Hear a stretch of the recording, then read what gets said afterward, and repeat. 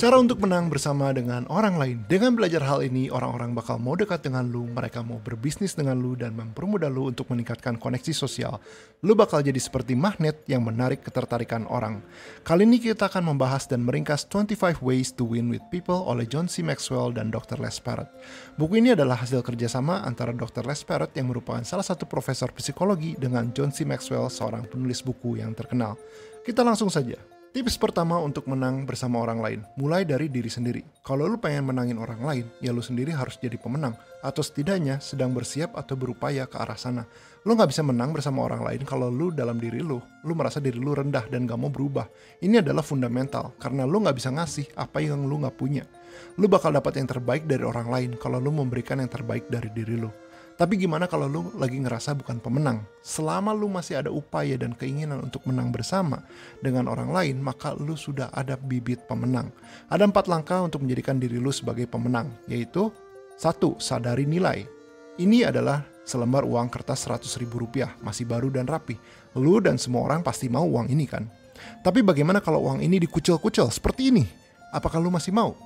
Pasti masih mau, karena nilainya tidak berubah. Tapi bagaimana kalau diinjak-injak seperti ini? Apakah uang ini masih berarti? Tetap masih, bukan? Dalam hidup, kita tak jarang terjatuh, merasa lelah atau hancur akibat pilihan yang kita buat atau keadaan yang menimpa kita. Kadang kita merasa tak berharga dan seolah tak berarti, baik bagi diri kita maupun orang lain. Tapi apapun yang terjadi, nilai kita sebagai manusia tetap ada dan tak bisa diambil oleh siapapun. Jangan pernah melupakan hal itu. Yang kedua, terima nilai lu yang lu gak bisa ubah. Tiap orang pasti punya insekuritas dan hal yang tidak disukai dengan dirinya, dan pengen mereka ubah tapi tak bisa. Tapi ketidaksempurnaan itu adalah milik kita. Mungkin lu pendek, mungkin hidung lu pesek. Kalau lu bergumul dalam diri lu, tidak bisa menerima ketidaksempurnaan lu, maka lu seumur hidup bakal merasa kurang dan merasa bukan pemenang. Dan sesuai kata Dr. Les Parrott, lu gak akan pernah bisa menang bersama orang lain sebelum lu menjadi pemenang. Terimalah ketidaksempurnaan lu supaya diri lu bisa siap untuk menjadi pemenang. 3. Tingkatkan nilai. Kalau lu sudah menerima diri lu yang gak bisa lu ubah, maka langkah berikutnya adalah meningkatkan nilai lu di hal yang bisa lu ubah. Lu maksimalkan apa yang bisa lu perbaiki dalam batas kemampuan lu. Keempat, percayai nilai lu. Begitu lu mengenali, menerima, dan meningkatkan nilai lu pada akhirnya harus mempercayainya. Lu harus mempercayainya dengan keyakinan kalau lu tuh pemenang. Tidak ada gunanya kalau lu udah berusaha ningkatin nilai lu, tapi lu masih gak percaya kalau lu itu cukup. Ada sebuah cerita tentang gajah yang dilatih menari. Ada seorang pelatih yang mengikat gajah kecil dengan rantai berat pada sebuah tiang kecil yang tertancap ke dalam tanah. Dengan cara tersebut, gajah belajar diam di tempatnya. Gajah yang sudah besar dan lebih kuat yang sudah dilatih dengan cara ini tidak akan pernah berusaha beranjak dari tempatnya. Padahal gajah tersebut bisa dengan mudah melepas tiang kecil tersebut dan berjalan keluar. Kondisinya yang membatasi ruang geraknya. Pada akhirnya, hanya dengan kalung metal kecil yang tidak dikait di kaki, gajah itu berdiri di tempat meskipun tidak diikat ke tiang kecil. Cerita tersebut mungkin lu pernah dengar sebelumnya. Sama seperti gajah yang kuat, banyak orang yang dibatasi oleh kekangan oleh kondisi sebelumnya. Sama seperti rantai yang tidak diikat di kaki gajah, tapi bisa membelenggunya. Mulai dari diri sendiri, lupakan apapun yang bikin lu insecure. Tanya diri lu bagaimana lu bisa ningkatin nilai lu supaya lu bisa bermanfaat buat diri lu dan orang lain. Ingat, kalau pengen menangin orang lain, maka lu harus jadi pemenang atau setidaknya berusaha menjadi pemenang. Tips kedua, lakukan aturan 30 detik. Kebanyakan orang ketika bertemu dengan orang lain, mereka mencari cara untuk menjadikan dirinya terlihat bagus di depan orang. Kunci dari aturan 30 detik ini adalah untuk melakukan kebalikannya. Dalam 30 detik pertama dalam percakapan, katakan sesuatu yang membesarkan hati lawan bicara. Dan hal yang bisa membesarkan hati orang lain itu tidaklah rumit, cuma 3A, yaitu atensi, afirmasi, dan apresiasi. Atensi atau perhatian. Berilah perhatian tak terbagi kepada mereka selama 30 detik pertama dalam percakapan. Yang kedua, afirmasi atau konfirmasi. Berikan konfirmasi kalau lu tuh mendengarkan kepada hal yang orang lain sedang bicarakan. Karena orang suka kalau mereka tuh tahu kalau mereka itu sedang didengarkan. 3. Apresiasi. Tunjukkan rasa terima kasih atau apresiasi atas kontribusi atau kehadiran mereka. Hal ini menunjukkan bahwa lu menghargai waktu dan usaha yang mereka berikan dalam percakapan tersebut. Psikolog Henry H. Goddard mengadakan sebuah eksperimen yang mengukur level energi di mana anak-anak dipasang alat yang bernama ergograph. Alat ini berfungsi untuk mengukur level energi. Di saat anak yang lelah diberikan kata pujian atau penghargaan, maka alat ergograph memberikan gelombang naik pada energi anak tersebut. Saat dikritik atau dikucilkan, maka ergograph akan memperlihatkan energi mereka menurun. Ketika seseorang memuji lu, sadar nggak kalau energi level lu bakal meningkat? Dan ketika lu dikritik jelek, maka energi lu bakal turun. Perkataan mempunyai energi yang hebat. Kalau lu menjadi orang yang secara terus-menerus memberikan energi untuk orang lain dengan membesarkan hati mereka, maka jelas kehadiran lu pasti akan dinanti-nanti. Tips ketiga, biarkan orang tahu kalau lu membutuhkan mereka. Meminta bantuan kepada orang lain merupakan cara yang bagus untuk membuat mereka merasa berharga. Kenapa? Karena orang perlu merasa dibutuhkan. Orang perlu tahu bahwa mereka dibutuhkan. Orang perlu tahu bahwa mereka sudah membantu. Ketika ada orang yang berhenti nanya jalan ke lu dan lu bantu dia ke arah yang benar dan dia sangat berterima kasih ke lu pasti merasa puas sudah bisa membantu orang lain. Semua orang suka menjadi ahli meskipun hanya sesaat. Penelitian dari dulu sudah membuktikan ketika orang merasa dibutuhkan, mereka biasanya akan jauh lebih produktif dan kreatif. Ada eksperimen dengan anak kembar di mana satu anak diberi lingkungan di mana dia merasa dibutuhkan dan dihargai, dan yang satu lagi biasa saja. Anak yang tumbuh di lingkungan di mana dia merasa dibutuhkan secara konsisten berperilaku lebih baik, mereka juga akan menjadi lebih suportif. Tips keempat, ciptakan kenangan atau momen yang berarti karena kenangan tersebut akan sering teringat atau kembali dalam pikiran. Pengalaman bersama adalah salah satu cara ampuh untuk menang bersama dengan orang lain. Kenangan dan pengalaman bersama yang hebat terkadang susah untuk diciptakan, seperti tentara yang maju perang bersama, rekan tim yang menangkan kejuaraan, dan pasangan menikah yang melewati masa susah. Banyak pengalaman bagus tercipta oleh karena keadaan. Tapi kenangan juga bisa kita ciptakan secara proaktif menurut John Maxwell. Lu hanya perlu inisiatif, waktu, perencanaan, kreativitas, dan pengalaman bersama untuk membuat suatu kenangan terjadi. Dan yang terpenting adalah membawa tanda mata akan pengalaman tersebut. Karena hal ini untuk menghidupkan kembali kenangan dan membahas apa yang terjadi. Contohnya kalian bikin rencana untuk perjalanan ke luar negeri. Ini tentu perlu inisiatif, waktu, perencanaan, dan kreativitas. Hal ini pun akan bikin pengalaman bersama. Dan jangan lupa untuk membawa barang unik dari perjalanan tersebut sehingga suatu saat bisa lu hidupkan kembali pengalaman tersebut. Kita tak harus menunggu sampai kenangan terjadi pada diri kita. Kita perlu membuat kenangan terjadi. Tips kelima, pujilah orang di depan orang lain. Kita selalu mendengar kalau mau mengkritik orang, maka lakukanlah di tempat privasi secara empat mata. Karena lu gak mau mereka merasa malu dan sakit hati bila dimarahi depan umum. Hal ini bisa dilakukan untuk sebaliknya. Kalau lu mau puji orang lain, maka pujilah di depan orang-orang. Jangan dilakukan di tempat privat. Pujian menguatkan dan membuat orang merasa berharga. Semua orang ingin merasa berharga dalam hidup. Bila ingin menang bersama dengan orang lain, maka lu perlu membuat mereka merasa berharga. Pujian di depan orang lain adalah pujian paling efektif yang bisa lu beri. Pujian nilainya berbeda-beda tergantung siapa yang memberinya. Kalau lu diberi pujian sama orang yang tidak dikenal, mungkin tingkat kesenangan yang lu dapat tidak segitunya. Tapi kalau lu diberi pujian sama orang yang lu hormati dan yang lu fans, pasti akan senang luar biasa. Saat lu kasih pujian yang tulus di depan publik, lu umpama memberi orang tersebut sayap yang bikin hatinya terbang tinggi. Tips ke-6, kasih reputasi ke orang lain untuk mereka pegang. Perlakukan seseorang sebagaimana adanya dan lo akan menjadikannya semakin buruk. Namun perlakukan seseorang seolah-olah dia telah menjadi apa yang dia berpotensi capai dan lo menjadikannya apa yang seharusnya. Gute. Memberi reputasi ke orang lain sehingga mereka bisa menjadi potensi yang seharusnya. Cara termudah adalah dengan nama panggilan atau julukan orang. Beri orang nama atau panggilan baru yang menyuarakan potensi mereka.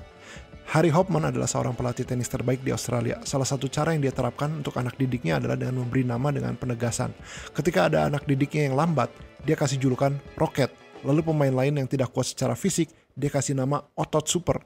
Tindakan itu memberi mereka semangat. Kedua anak didik tersebut tumbuh dan menjadi juara dunia tenis. Mereka adalah Rocket Rottleifer dan Ken Muscle Rosewall. Terkadang kita memanggil teman dengan panggilan yang buruk seperti si pengangguran, si bau badan, atau si jomblo. Ini akan menghalangi pertumbuhan dan kemajuan orang. Mungkin lo berpikir ini cuma candaan biasa, tapi secara alam bawah sadar hal ini merugikan mereka. Kalau lo pengen menang bersama orang lain, maka lo harus memanggil nama mereka dengan potensi mereka. Jadi lain kali kalau ketemu orang atau teman, mungkin beri julukan yang baik seperti si chef, si bos, atau bisa juga si seniman. Hal ini bisa bikin mereka semangat untuk mengejar potensi mereka. Tips ke-7, dorong impian orang lain. Menjauhlah dari orang yang berusaha memupus ambisi Anda. Orang kecil selalu melakukan itu, tetapi orang hebat akan bisa membuat lu merasa bahwa lu juga bisa menjadi hebat. Mark Twain. Pahami bahwa impian itu rapuh. Banyak orang tidak suka ketika melihat orang lain mengejar impian mereka. Ini terjadi karena hal tersebut mengingatkan mereka akan betapa jauhnya mereka dari pencapaian impian mereka sendiri. Akibatnya mereka mencoba menjatuhkan siapapun yang lagi berusaha menggapai bintang. Jangan jadi pemusnah impian, tapi jadilah penghasil impian. Walaupun lu berpikir impian orang tersebut tidaklah masuk akal, ini bukan alasan untuk mengkritik mereka. Kehilangan impian adalah kehilangan besar. Pernahkah lu kehilangan impian lu? Pernahkah lu mengubur harapan yang sempat terlihat bersinar dan memberi lu energi? Kalau iya, bagaimana rasanya? Norman Cousins, seorang profesor psikiatri di Universitas UCLA berkata, kematian bukanlah kehilangan terbesar dalam hidup. Kehilangan terbesar dalam hidup adalah apa yang mati dalam diri kita sewaktu kita hidup. Impian membuat kita hidup dan bersemangat. Kebanyakan orang mati dari leher ke atas di atas usia 25 tahun karena mereka berhenti bermimpi. Inilah sebabnya begitu penting buat lu untuk membantu membuat impian orang lain tetap hidup. Mendukung impian orang lain dapat menumbuhkan jiwa orang tersebut. Membesarkan hati orang lain dalam mengejar impian mereka adalah seperti memberikan hadiah yang luar biasa. Impian adalah pusat dari jiwa. Kita harus melakukan segalanya untuk membuat impian orang terwujud, karena ini adalah hadiah terbaik yang bisa lu beri. Bagaimana caranya? Ikuti 6 langkah berikut ini. Tanyakan mereka untuk membagikan impian mereka. Kita semua pasti punya impian dan hanya sedikit yang menanyakannya. Kedua, teguhkan orang itu. Begitu juga impiannya. Biarkan orang itu tahu bahwa lu bukan hanya menghargai impiannya, tapi juga mengenali sifat dalam individu tersebut yang bisa menggapai impiannya. Yang ketiga, tanyakan tantangan yang harus mereka lewati untuk meraih impian mereka. Hanya sedikit orang yang menanyakan impian orang lain. Lebih sedikit lagi orang yang berusaha mencari tahu rintangan apa yang sedang dihadapi orang tersebut dalam mengejar impiannya. Yang keempat, tawarkan bantuan lu. Tidak ada orang yang meraih impian besar secara sendirian. Lu bakal terkagum melihat betapa orang mendapatkan pencerahan ketika lu menawarkan mereka bantuan untuk mencapai impian mereka. Kelima, kunjungi kembali impian mereka bersama secara konsisten. Kalau lu pengen bantu orang lain mencapai impiannya, jangan menjadikannya hanya aktivitas yang dilakukan sekali. Hanya nanya sekali terus udah gitu lupa. Tanyakan bagaimana mereka dalam perjalanan impiannya secara terus-menerus dan bantu mereka sebisa lu. Keenam, ambil langkah setiap hari untuk menjadi penghasil impian dan bukan pemusnah impian. Kita semua punya impian dan perlu dorongan. Siapkan radar mental lu untuk memahami impian orang lain dan bantu mereka meraihnya. Orang-orang, jagalah impianmu karena impianmu hanya bisa terjadi sekali. Mulailah mendorong impian orang lain. Ingat, jangan jadi pemusnah impian, tapi pembuat dan pendorong semangat meraih mimpi. Tips ke-8, kasih kredit penghargaan ke orang lain. Seseorang seharusnya memberikan pengakuan atau pujian atas pencapaian atau kontribusi orang lain, bukannya mengklaim atau mengambilnya untuk diri sendiri. Pemimpin yang hebat menjadi hebat hanya ketika mereka mengambil tanggung jawab kesalahan dan memberi kredit penghargaan kepada orang ketika sukses. Orang gagal akan menyalahkan ketika ada kesalahan terjadi dan mengambil kredit penghargaan ketika mereka sukses. Hidup lu itu 100% tanggung jawab lu, maka mengambil tanggung jawab atas kesalahan dan memberi kredit penghargaan ke orang lain yang mensupport dan membantu lu bisa sampai ke atas. Ini akan membantu lu sukses di jangka panjang. Periksa ego lu. Alasan nomor 1 orang tidak memberikan penghargaan kepada orang lain adalah karena mereka berpikir perbuatan itu memberi kredit ke orang lain akan menyakiti atau mengurangi nilai mereka. Tentu saja hal ini tidaklah benar. Lu memberi kredit kepada orang lain malah akan menaikkan nilai lu bersama. Jangan menunggu-nunggu menyampaikan kredit penghargaan. Memberi kredit penghargaan kepada orang lain adalah saat keringat pekerjaan dan pengorbanan yang dijalani masih segar di pikiran mereka. Kalau lu ngasih penghargaan cuma di akhir tahun, itu terlalu lama dan dampaknya akan tidak terasa. Yang ketiga, katakanlah di depan orang lain. Sama seperti di chapter sebelumnya, kalau kasih pujian kasihlah di depan orang lain. Sama juga dengan kredit penghargaan, berilah di depan orang lain. Yang keempat, kalau bisa buatlah dalam bentuk fisik, bukan verbal. Penghargaan yang secara verbal hanya akan mengangkat hati orang untuk sementara. Ketika lo meluangkan waktu untuk membuat penghargaan tersebut ke dalam bentuk fisik seperti tulisan atau piala, maka lo mempunyai kemungkinan untuk mengangkat mereka untuk seumur hidup. Orang akan menggantung plakat di dinding atau piala di meja sebagai pengingat prestasi. Tentu saja kredit penghargaan ini haruslah sungguh-sungguh. Lo gak bisa mengatakan sesuatu yang gak lo yakini hanya semata-mata untuk menaikkan seseorang. Kalau lo tidak tulus, lo bakal bikin orang gak nyaman. Lo bakal membuat mereka merasa lo tuh cuma basa-basi. Saat menyampaikan penghargaan kepada orang lain, lo perlu ngelakuinnya dari hati. Berhenti berkaca ke diri sendiri. Apakah lo bersedia berfokus kepada orang lain? Ada konsep yang dinamakan The Big Picture Principle yang menyatakan kalau seluruh populasi dunia dengan satu pengecualian kecil terdiri dari orang lain. Maksud dari pernyataan ini adalah bahwa kita cenderung melihat dunia dari perspektif diri kita sendiri. Dan meskipun kita menganggap diri kita sebagai individu, seluruh umat manusia terdiri dari orang-orang lain yang dalam satu arti terpisah dari kita. Pengecualian kecil merujuk pada diri kita sendiri, yang menunjukkan bahwa meskipun kita melihat orang lain sebagai orang lain dalam tanda kutip, kita sering melihat diri kita sebagai tokoh utama dalam dunia kita. Ketika individu beranggapan kalau mereka adalah pusat dunia atau bugalakon dalam ceritanya, mereka akan kecewa ketika mengetahui hal tersebut tidaklah benar. Mereka akan mengalihkan dan mengasingkan dirinya dengan orang lain di sekitar mereka.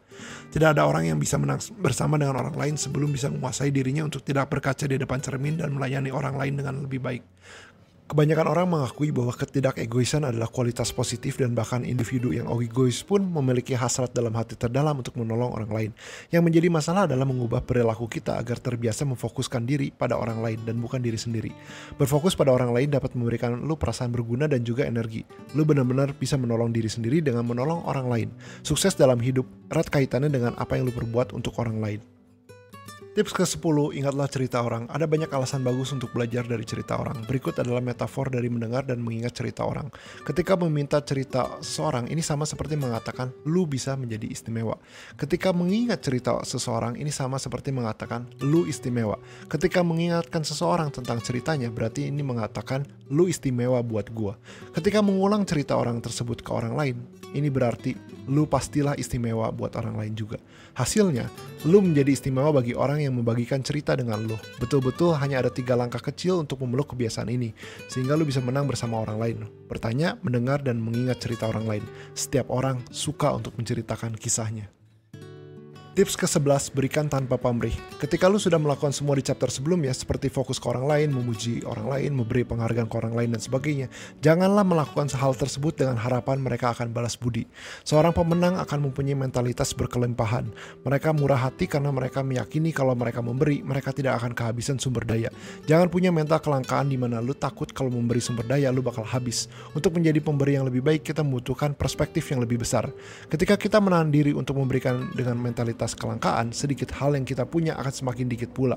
Saat kita memberi dengan murah hati, dengan mentalitas berkelimpahan, apa yang kita bagikan menjadi berlipat ganda. Kebaikan yang diberikan dengan tulus tanpa tujuan untuk mendapatkan imbalan akan memberikan dampak yang lebih besar dalam hubungan interpersonal kita dan akan memberi kita kebahagiaan yang lebih dalam. Ini adalah cara untuk menjadi seseorang yang lebih dihargai dan dihormati di sekitar kita. Tips ke-12, hafalkan nama tukang lu. Gimana perasaan lu ketika seseorang memanggil lu dengan nama yang salah? Gimana lu ketika sudah baik-baik dikoreksi nama lu ke orang tersebut, dan setelah beberapa waktu, dia masih lupa lagi dengan nama lu? Bagaimana kalau lu ketemu orang yang sudah lama tidak ketemu, dan mereka bisa ingat nama lu? Bukankah hal tersebut bikin lu senang? Dan juga bikin lu terkesan? Ketika orang cukup peduli untuk mengetahui nama lu, mereka bikin lu merasa dihargai.